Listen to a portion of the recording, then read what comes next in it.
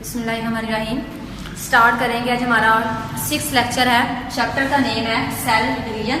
Chapter 1 हमारा complete हो गया है। सेकंड चैप्टर आज हम स्टार्ट करने जा रहे हैं। चैप्टर का नेम है सेल डिवीजन।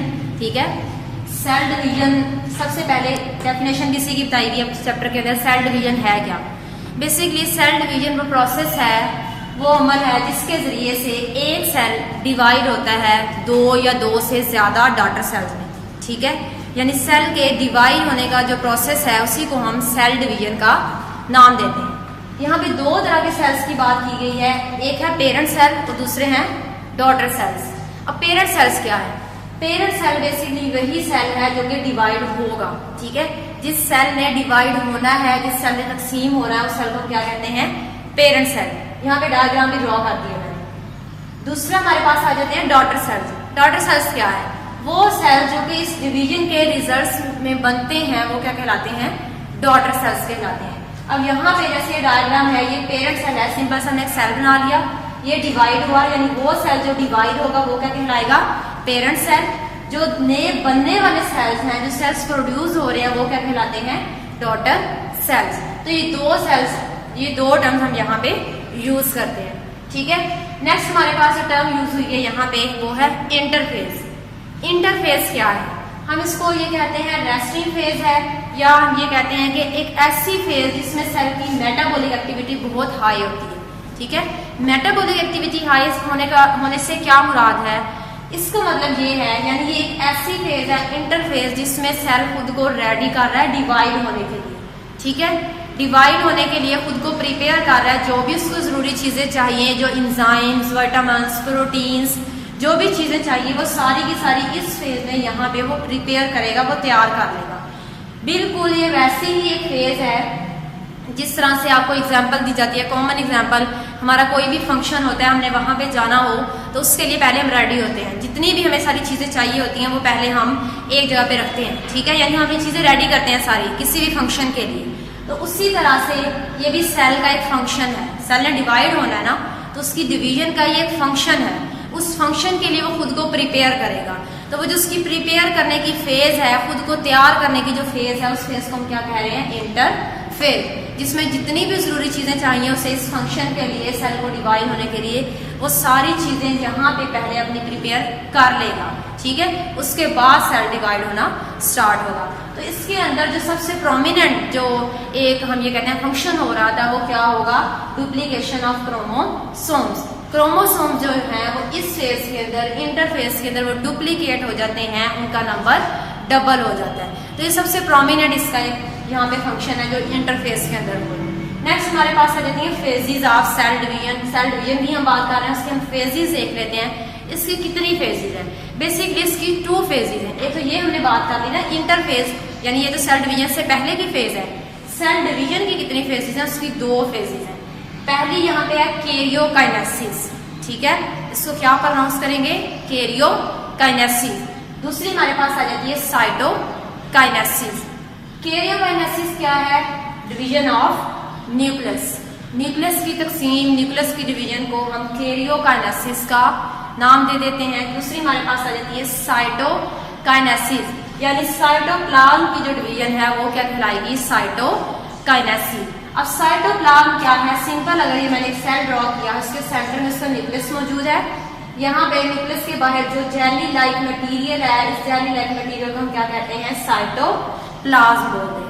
ठीक है, तो 2 तरह की डिवीजन हो रही है। एक है इस न्यूक्लियस की डिवीजन, इस न्यूक्लियस ने डिवाइड होना है, उसको हम कैरियोकाइनेसिस बोलेंगे।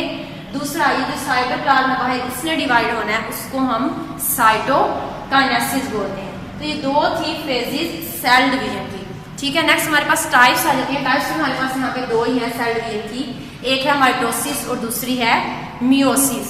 सबसे पहले अगर माइटोसिस की बात करें, जो पहली टाइप है सेल डिवीजन की, माइटोसिस, एक ऐसी टाइप सेल डिवीजन की जिसमें एक पेरेंट सेल डिवाइड होकर 2 डॉटर सेल्स बना देता है, उसको हम कहते हैं माइटोसिस। और इस डिवीजन में क्रोमोसोम का नंबर हमेशा सेम रहता है। जितना पेरेंट सेल के अंदर था उतना ही डॉटर सेल्स के अंदर रहेगा। तो इस तरह की जो डिवीजन होती है जिसमें एक पेरेंट सेल डिवाइड होकर 2 डॉटर सेल्स बनाई with the same number of chromosomes, ऐसी डिवीजन को हम माइटोसिस का नाम दे देंगे। यहाँ पे हमने डायग्राम इसको ड्रॉ कर लिया ताकि आपको मजीद क्लियर हो जाए कि माइटोसिस में होता क्या है। सबसे पहले ये देखें हमारे पास ये पेरेंट सेल आ जाता है, ठीक है। एक पेरेंट सेल है, उसके अंदर ये उसके 2 क्रोमोसोम्स मौजूद है। इंटरफेज यहाँ पे है, ये इंटरफेज हमने मेंशन किया। इंटरफेज के दौरान क्या हो रहा है, अभी हमने बात की है कि जो क्रोमोसोम्स हैं वो डुप्लीकेट कर जाते हैं, उनका नंबर डबल हो जाता है। तो यहाँ पे आप देख रहे हैं यहाँ पे 2 थे तो यहाँ पे कितने हो गए हमारे पास 4 क्रोमोसोम्स हैं, ठीक है, इंटरफेज के दौरान। नेक्स्ट हमारे पास अब ये डिवाइड हो रहा है तो इसमें क्या होगा, स्पिंडल फाइबर से बने हैं, ठीक है। क्रोमोसोम ने खुद को आके अरेंज कर लिया, यहाँ पे क्रोमोसोम सेपरेट हो गए हैं। हमारे पास जो यहाँ पे पेयर की फॉर्म में थे अब ये सेपरेट हो गए हैं, ऑपोजिट पोल्स की तरफ मूव कर रहे हैं। नेक्स्ट अब क्या हो रहा है, यहाँ तक तो हम ये कह रहे हैं ये डिवाइड हो गया, ठीक है, न्यूक्लियस डिवाइड हो गया। अब नेक्स्ट यहाँ पे देख रहे हैं अंदर की तरफ एक शैलो ग्रूव बन गया है, अंदर की तरफ एक घड़ा सा बन गया सेल के। अब इसकी वजह से क्या होगा, ये जो घड़ा सा बन गया है अंदर की तरफ सेल मेम्ब्रेन अंदर की तरफ दबती जाएगी और उसकी वजह से जो एक सेल है वो 2 डॉटर सेल्स में तकसीम हो जाएगा, यानी इसका साइटोप्लाज्म भी डिवाइड हो जाएगा और एक सेल 2 डॉटर सेल में तकसीम हो जाएगा, ठीक है। क्रोमोसोम का नंबर देखें सेम है, जितना कि एक पेरेंट सेल के अंदर था उनमें भी 2 ही थे। अब जो डॉटर सेल्स बने हैं उसमें भी क्रोमोसोम्स 2 ही हैं, ठीक है। तो अभी हमने ऊपर डिफाइन इसको किया था माइटोसिस को, हमने यही कहा था कि एक ऐसी टाइप है सेल डिवीजन की जिसमें एक पेरेंट सेल डिवाइड होकर 2 डॉटर सेल बना लेता है और क्रोमोसोम का नंबर सेम रहेगा, उतने ही क्रोमोसोम होंगे जितने के पेरेंट सेल में मौजूद थे। क्रोमोसोम्स क्या है, क्रोमोसोम्स की अगर हम बात करते हैं तो थ्रेड लाइक स्ट्रक्चर है, धागा नुमा साख्ते हैं न्यूक्लियस के अंदर जो मौजूद होती हैं उनको हम क्या बोलते हैं, क्रोमोसोम्स बोलते हैं, ठीक है। तो यहाँ पे 99 से क्रोमोसोम ही है। तो ये हो गई हमारे पास डिवीजन जिसको हम बोल रहे हैं माइटोसिस। अब माइटोसिस होती किनके अंदर है, कौन से सेल्स के अंदर होती है, हमारी बॉडी के अंदर 2 तरह के सेल्स होते हैं, एक है सोमैटिक सेल्स, ठीक है। अगर यहाँ पे मैं यहाँ पे इसको मेंशन करती हूँ, सोमैटिक सेल्स है। सोमैटिक सेल्स हमारी बॉडी के जितने भी जर्नल बॉडी सेल्स होते हैं उनको हम बोलते हैं सोमैटिक सेल। सोमैटिक सेल्स के अंदर क्या हो रहा होता है, माइटोसिस हो रही होती है, ठीक है। माइटोसिस होती है जिसकी वजह से क्या होता है, किसी भी ऑर्गेनिज्म का उसकी ग्रोथ होती है, उसका साइज बढ़ता है, हमारे डिफरेंट बॉडी पार्ट्स हैं उनका साइज बढ़ रहा होता है, हमारे जो ऑर्गन्स हैं बॉडी के अंदर उनका साइज बढ़ रहा होता है। अगर हमें कहीं पे कोई चोट लग जाती है तो वो भी माइटोसिस की वजह से वो हमारा जो जख्म है, जो बाउंड है, उसकी हीलिंग हो जाती है, ठीक है। तो जितने भी सोमैटिक सेल्स हैं हमारी बॉडी के, जो जर्नल बॉडी सेल्स हैं, उन सब के अंदर क्या हो रहा होता है, माइटोसिस होती है उनके अंदर। दूसरी हमारे पास जो टाइप आ जाती है वो है मियोसिस। मियोसिस और कैसी सेल डिवीजन है, इसको डिफाइन करें हम ये कहते हैं it is a type of cell division in which a parent cell is divide to form 4 daughter cells. एक पेरेंट सेल है हमारे पास, ठीक है, वो जब डिवाइड होगा तो कितने डॉटर सेल्स बनेंगे, 4 डॉटर सेल्स बनेंगे with half number of chromosomes. Chromosomes का नंबर आधा रह जाता है, हाफ हो जाएगा। अब यहाँ पे अगर देखें तो 4 है यहाँ पे पेरेंट सेल के अंदर, लेकिन डॉटर सेल्स के अंदर देखें तो सब के अंदर सिर्फ 2 इनके अंदर मौजूद है, यानी पेरेंट सेल से आधे क्रोमोसोम्स किसके अंदर आए हैं, डॉटर सेल्स के अंदर। तो ये बेसिक दोनों में डिफरेंस है कि माइटोसिस में एक पेरेंट सेल डिवाइड होकर 2 डॉटर सेल्स बनाता है लेकिन क्रोमोसोम का नंबर सेम रहता है।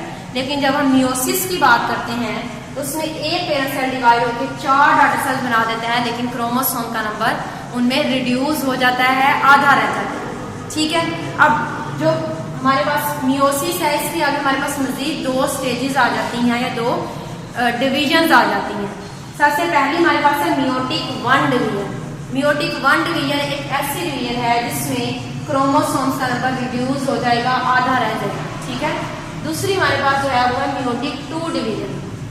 मियोटिक 2 डिवीजन बिल्कुल माइटोसिस की तरह ही है, जितने यहाँ पे सेल्स मौजूद थे वो डिवाइड होकर आगे पेरेंट सेल में चले जाते हैं, सॉरी आगे डॉटर सेल्स में चले जाते हैं, ठीक है।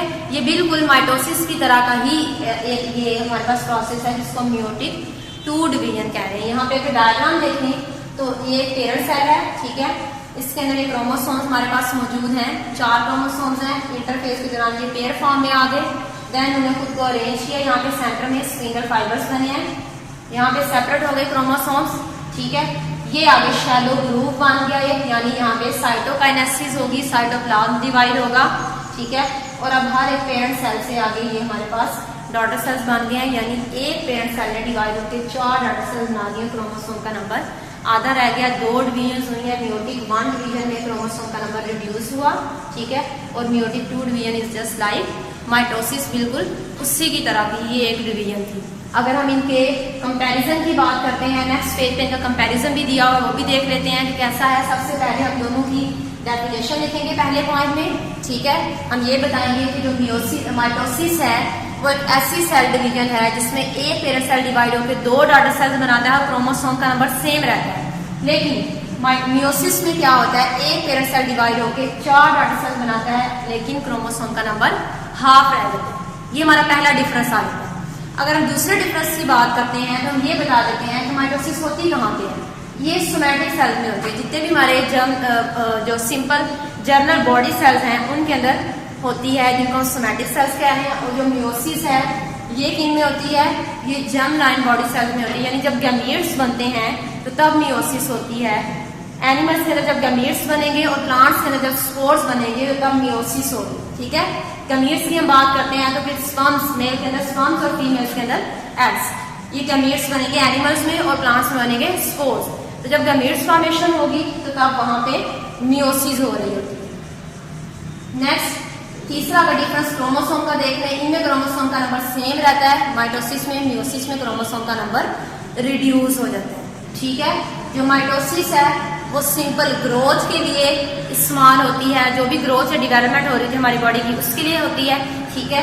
और जो मियोसिस है ये रिप्रोडक्शन के लिए होती है, ठीक है। यानी जो जब भी नए ऑफस्प्रिंग्स बनेंगे, जो नेक्स्ट जनरेशन आएगी तो उस दौरान क्या होगा, उस दौरान मियोसिस होगी। तो ये कुछ हमारे पास डिफरेंसेस है माइटोसिस के और मियोसिस के, ठीक है। यहाँ तक हमारा टॉपिक जो आज का था ये कंप्लीट हो गया। नेक्स्ट हम स्टार्ट करेंगे नेक्स्ट लेक्चर में।